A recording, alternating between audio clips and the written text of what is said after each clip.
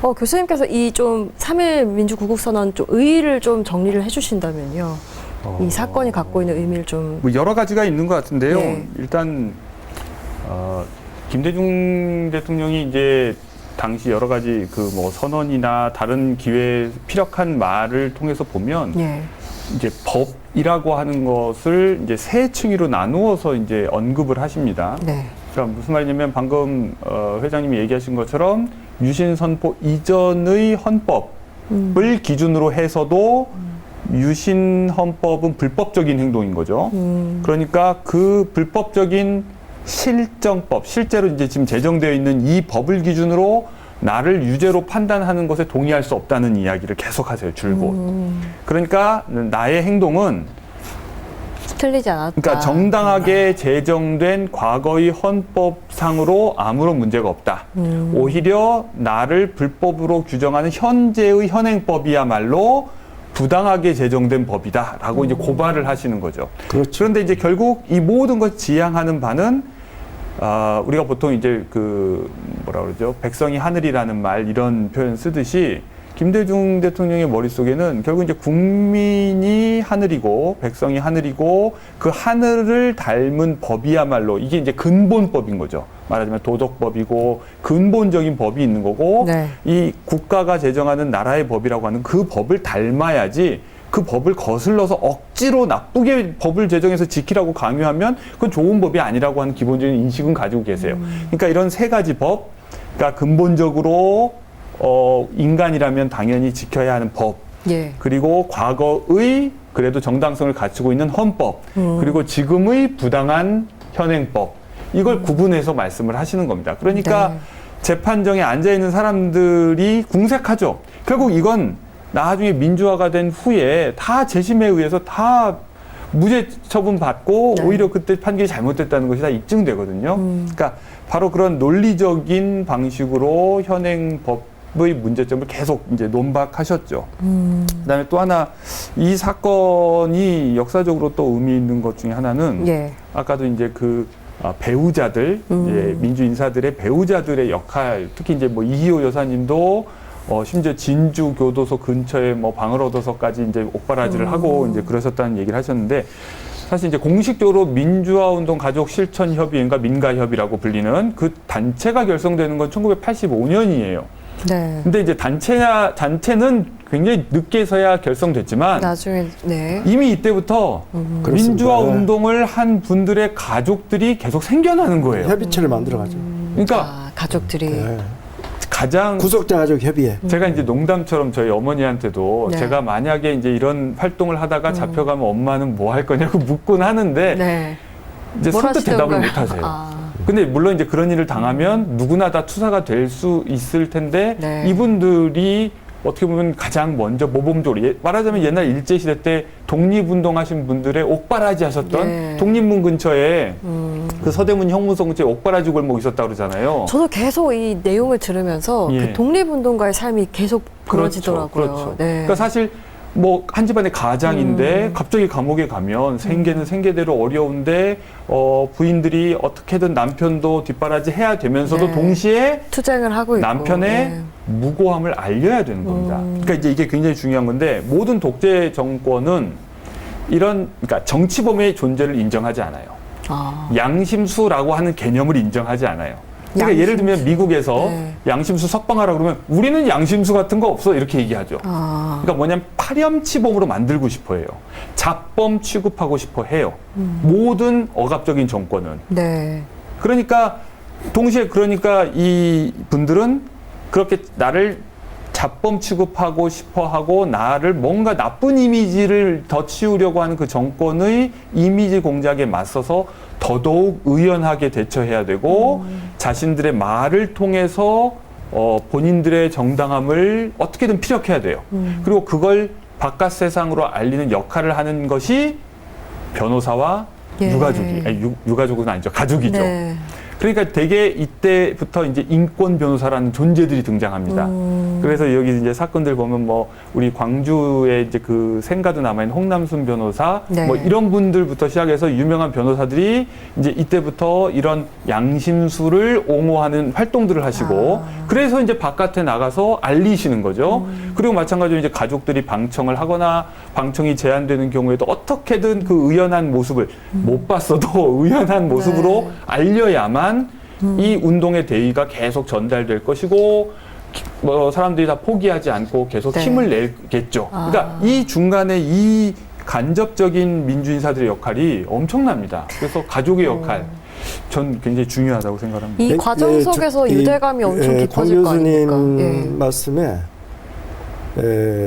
이 무렵에 이제 변호사님들이 방금 홍남순 변호사 이야기를 하셨는데 그때 이제 광주에서 진주까지 가시는 거리는 별로 안 되지만 도로 사정이 만만치 않죠. 그때는 뭐 다 비포장 도로가 태반이니까. 네. 근데 홍남순 변호사하고 광주에서 이기용 변호사가 김대중 대통령 3.1 민주구국선언 사건의 변호인으로 진주 가서 접견에 많이 갔습니다.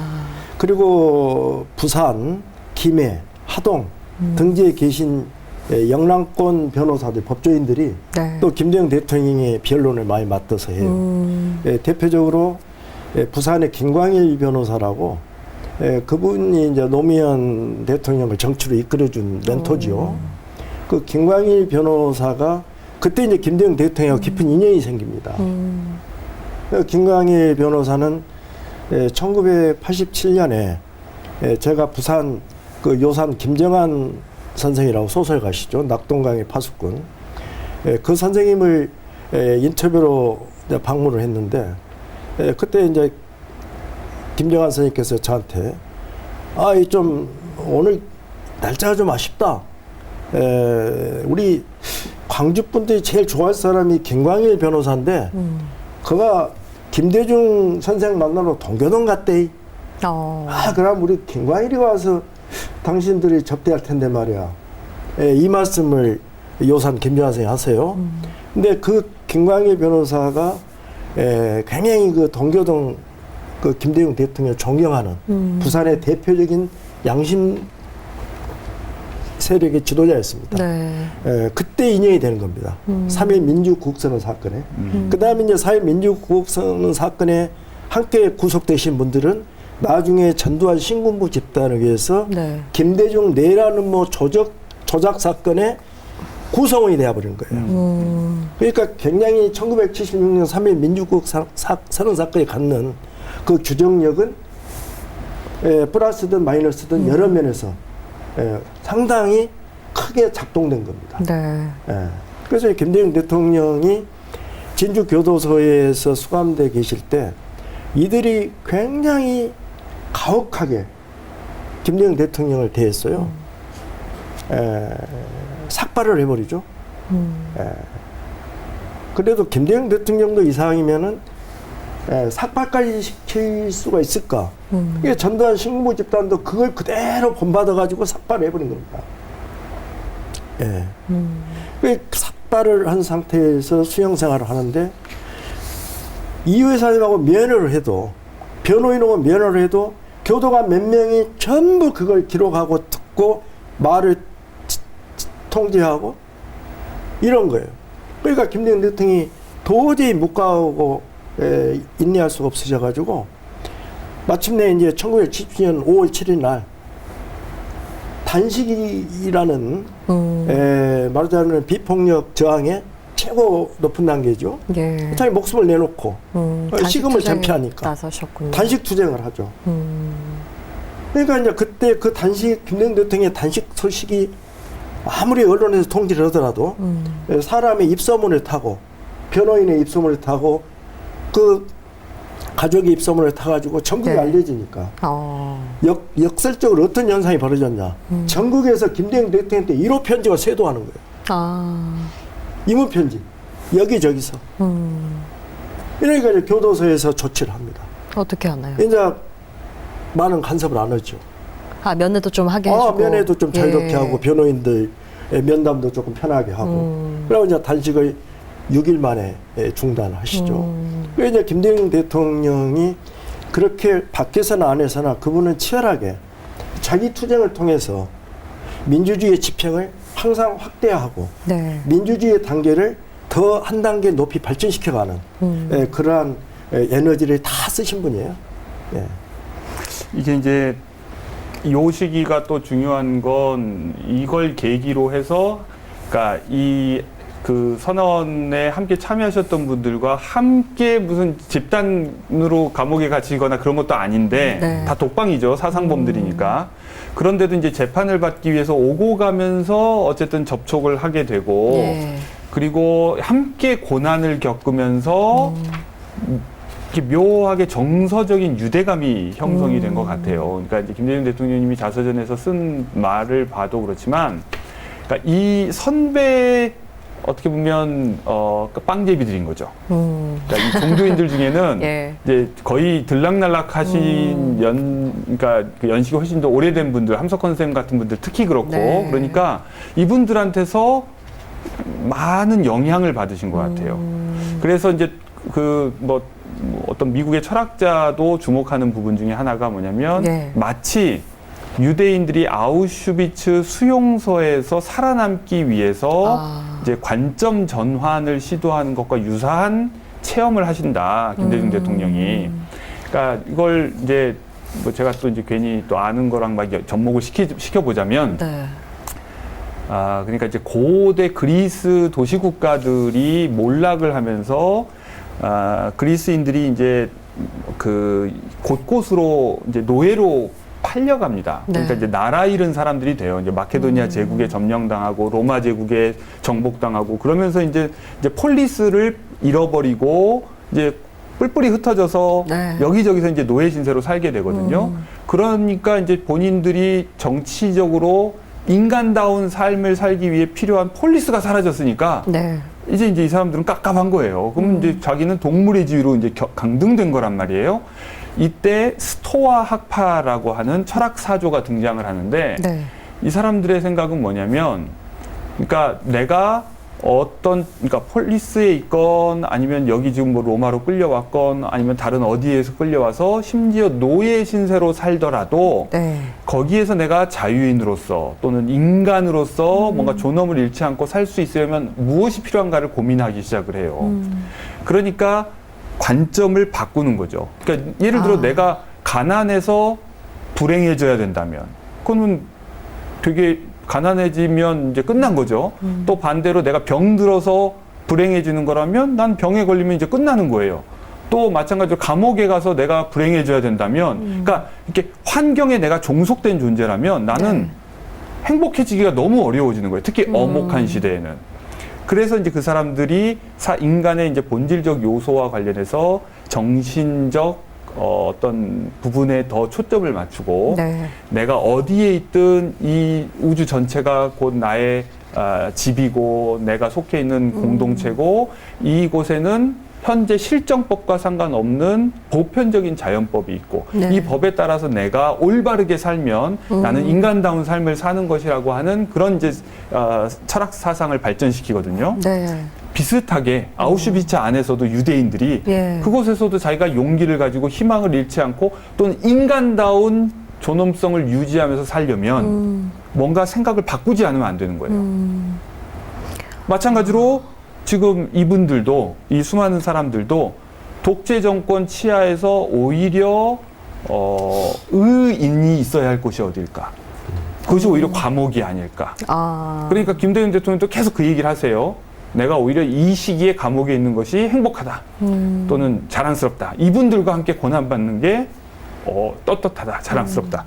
그러니까 이런 관점 전환을 통해서 뭐랄까요, 체험이죠. 고난의 체험을 통해서 깨달음을 얻으시고 그래서도 그 이후에 어떤 일이 있어도 흔들리지 않으셨었던 것 같고 또한 이제 이것을 가속화하는 데에 독서, 기도 또는 명상 이런 것들이 굉장히 함께 작용하면서 네. 어떻게 보면 겉으로는 굉장히 힘든 시기였지만 내적으로 굉장히 풍요로운 시기를 보내셨던 것 같아요. 공 교수님 말씀이 맞습니다. 예. 네. 대통령께서 감옥 생활에서 두 가지를 얻었다고 그러셨죠. 양심 신앙의 그 자유, 그 다음에 독서를 통한 지혜, 지식 발견, 이 두 가지. 그 다음에 또 뜨거운 동지에 함께 구속되신 그 동기들과의 끈끈함, 단단한 그러한 그 결의 그런 것을 많이 그 깨달으신 분이고 사실 김대중 대통령께서 항소심 최후 진술에서 그런 말씀을 하세요. 인간은 그 해밍웨이 노인과 바다에 나오는 그 한 구절을 인용하시는 거예요. 예. 인간은 좌절하기는 해도 결코 패배하지 않는다. 마치 그 시지프의 이야기처럼 끊임없이 나는 도전해 갈 것이다. 이 나라의 정의와 민주와 그다음에 평화와 그런 평등한 경제적 사회 질서를 위해서 나는 내 온 힘을 다 쏟을 것이다. 이런 훌륭한 말씀을 하시게 되는데 네. 정말 김대중 대통령이 1980년 그 9월 17일 날의 최후 진술도 감동이지만은 이미 1976년 12월 20일에 있었던 항소심의 최후 진술. 네. 어마어마한 감동이에요. 그건 기록으로 남아 있습니다. 그리고 또 대법원 상고 이후 보충서 그 장문의 글을 읽어보면요. 과연 이분의 그 어떤 사상의 끝은 어디인가? 네. 생각의 폭은 과연 얼마나 광대한 것인가? 이분의 의지는 얼마나 무한한 것인가? 이걸 그냥 다 느껴져요. 정말 이렇게 이제 진주 교도소 감옥 생활을 의연하게 당당히 하시는데 또 이 꼴마저 못 봅니다. 박정희 정권에서. 네. 왜냐하면 국제적 여론이 계속 민주 지도자 김대중을 감옥 안에 갖다 놓을 것이냐. 이걸 계속 따갑게 외신에서 보도를 하니까 계속해서 그 주의를 해에 깊게 따가운 보고 눈총을 있으니까요. 가리기 위해서 눈가림하기 위해서 네. 서울대학교 병원을 이감을 해요. 왜 건사하지 않아요? 병을 치료해 준다. 요즘은 회장님들은 다 가고 싶은 곳이 병원인데. 또 국립서울대학교. 네. 당시 대한민국 최고의 병원이잖아요. 그걸 이감을 시킨다는 거예요. 그러면 얼마나 그 외부에서 볼 때 이 정권이 그래도 뭔가 양심이 있네 기본. 네. 그러지 않겠습니까?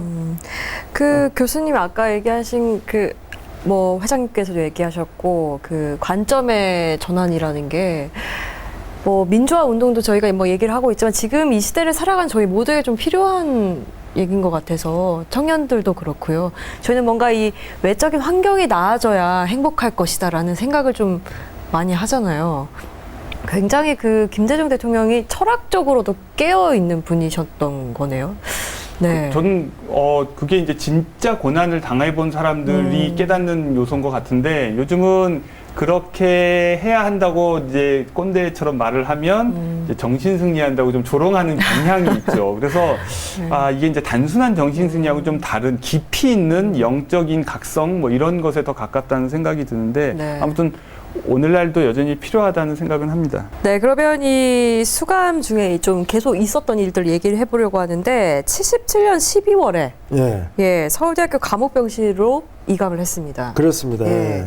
그때가 정말 상황이 엄청 견딜 수 없는 상황까지 몰아붙인다고요. 그러니까 이제 박정희 정권은 해외 언론이라든지 해외 여론이 굉장히 따가우니까 그거를 이제 면피하기 위해서 아주 근사한 그 레토릭으로 나옵니다. 인도주의적 견지에서 신병 치료를 위한 조치다. 그래가지고 서울대학교 병원으로 이감을 합니다. 진주교도소에서. 실제로 치료가 필요하신 상황이었던 건 맞죠? 몸이 불편하셨으니까. 몸이야 좋으실 턱이 없었겠죠. 네. 그러나 그 병실을 특별 감옥으로 만듭니다. 그러니까 모든 창문을 다 막아요. 창문 안으로 햇살 한 줌이 들어오지 못합니다. 네. 그리고 24시간 내내 백열등을 켜놔요. 그리고 잠도 못 자게 하는 건가요? 예. 그러니까 편한 잠을 못 자게 하는 거죠. 그 다음에 교도소에서 수감돼 있을 때는 1시간 정도 운동을 해요.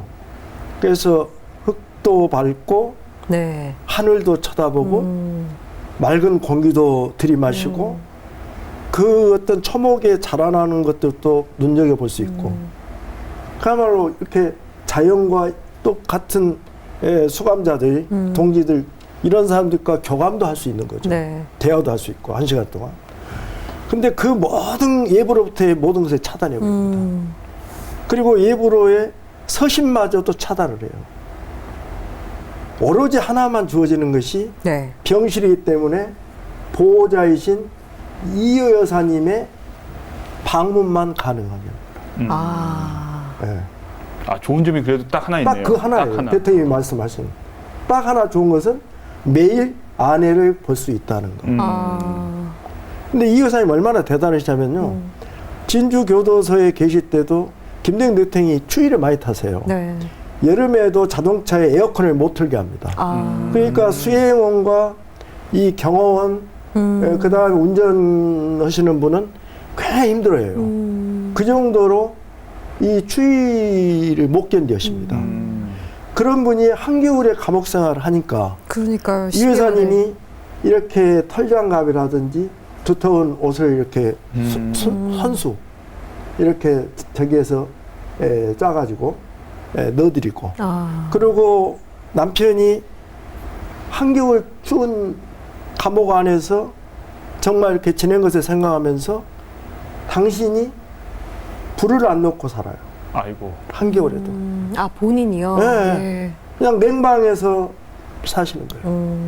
그리고 또 남편한테 면회를 갈 때는 속옷까지 다림질을 해서 속옷에서 향수를 뿌려서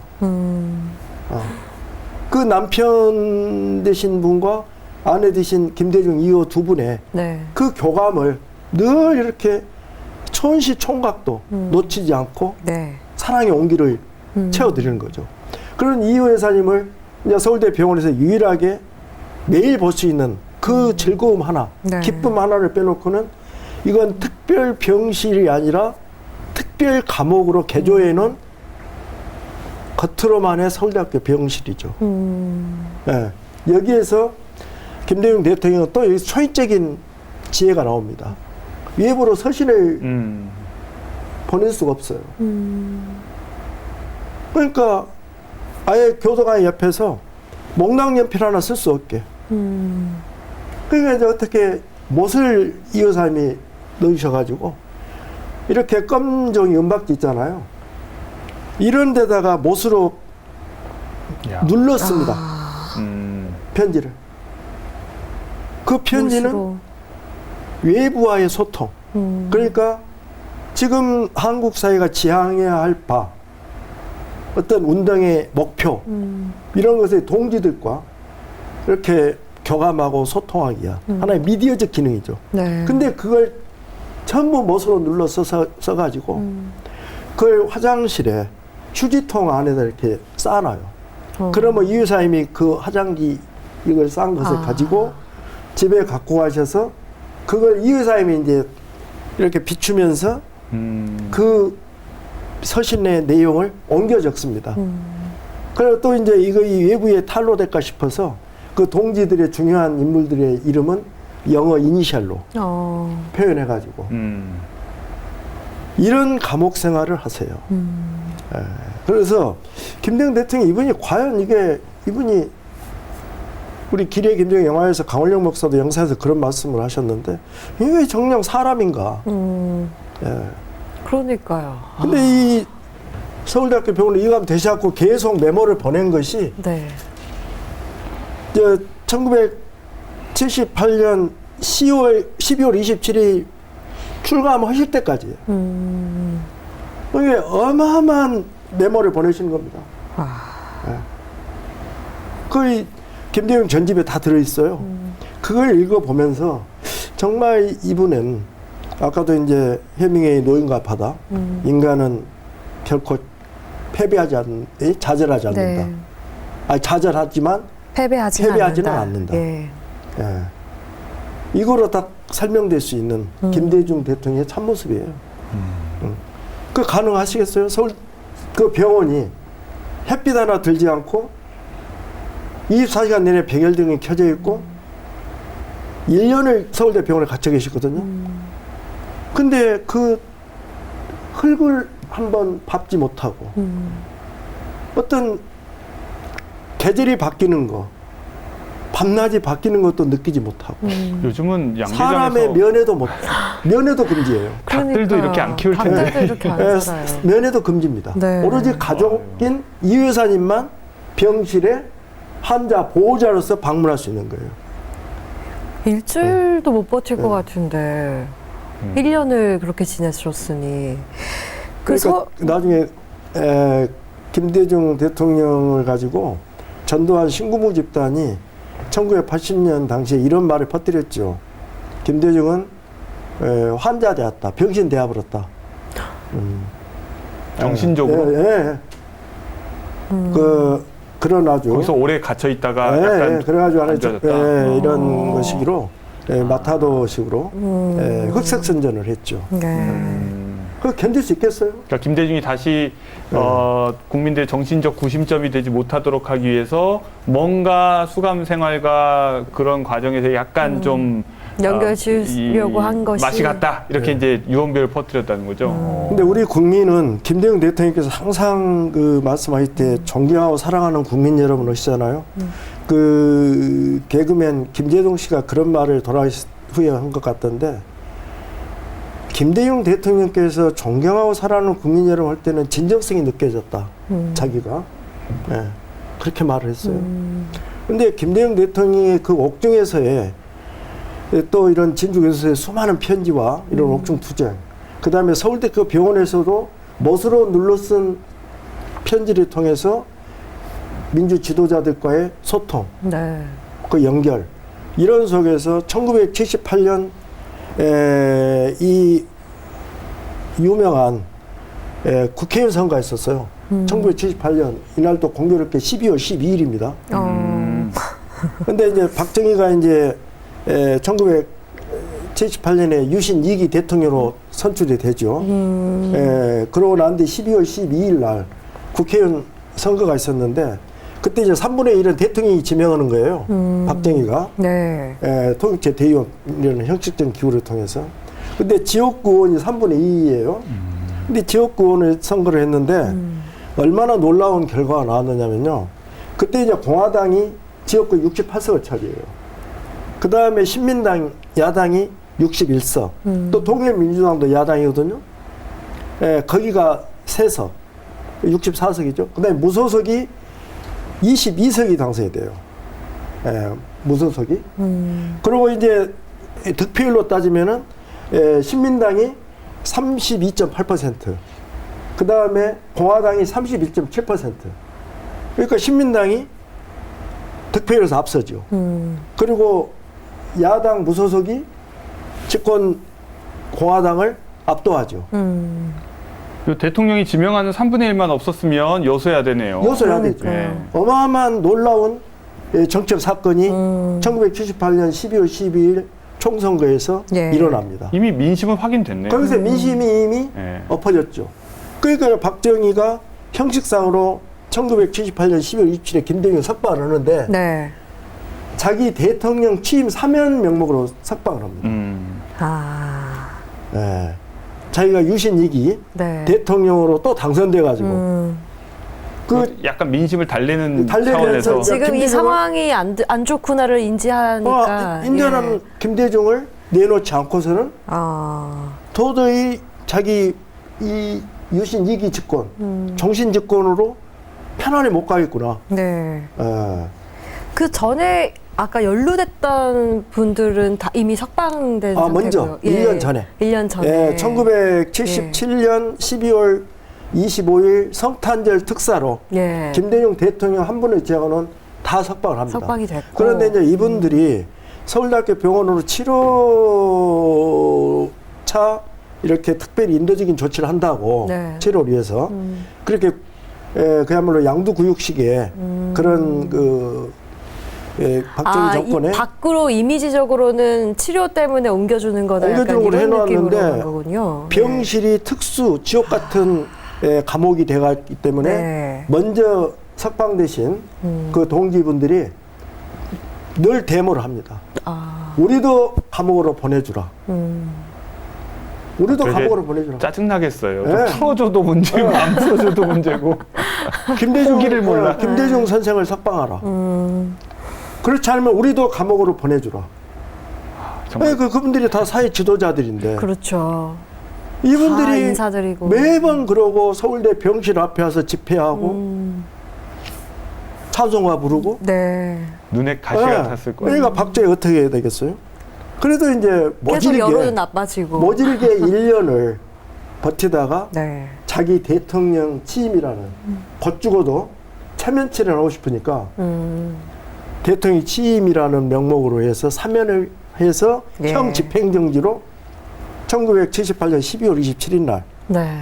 감옥에 갇히신 지 3월 8일 날 1976년 3월 8일 날 서울구치소 수감되신 이후 2년 10개월 만에 3년. 거의 가까이, 3년이죠. 예. 예. 2년 10개월 만에 집으로 가시는 거죠. 이 사면이라는 게 대권의 핵심이거든요. 어. 그러니까 처벌할 수 있는 권리보다 더 큰 권한이 용서할 수 있으니까 면제해주는 이 권한이죠. 사실 종교적으로는 정말 네. 신에게나 있을 법한 것이 이제 세속적으로. 그러니까 이제 대통령들이 이런 식으로 이제 자기가 되게 자애로운 것처럼 애초에 잡아놓지 않아도 될 사람들을 잡아놓고서 자애로운 척하면서 이렇게 지금 풀어주는 건데. 네. 아, 참 씁쓸합니다. 그리고 이 수많은 이제 이 종교인들을 또 잡아서 감옥에 넣어놓고 또 성탄절 특사로 풀어주고. 네. 예.